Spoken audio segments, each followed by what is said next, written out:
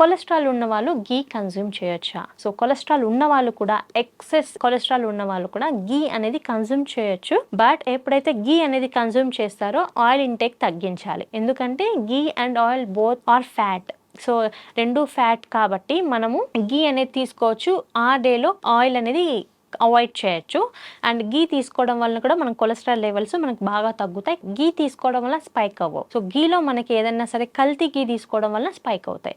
కాబట్టి మన cholesterol levels నేచురల్గా మనం తగ్గించుకోవాలంటే మన లైఫ్ స్టైల్ కరెక్ట్గా ఉండాలి.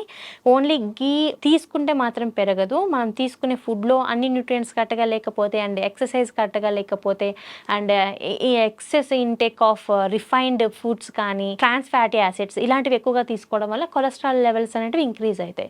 సో ఆ కొలెస్ట్రాల్ లెవెల్స్ అనేటివి మనకి తగ్గడానికి అండ్ దీంతో పాటు మన బాడీలో మంచి కొలెస్ట్రాల్ అంటే హెచ్డిఎల్ కొలెస్ట్రాల్ పెరగడానికి గీ అనేది చాలా ఇంపార్టెంట్.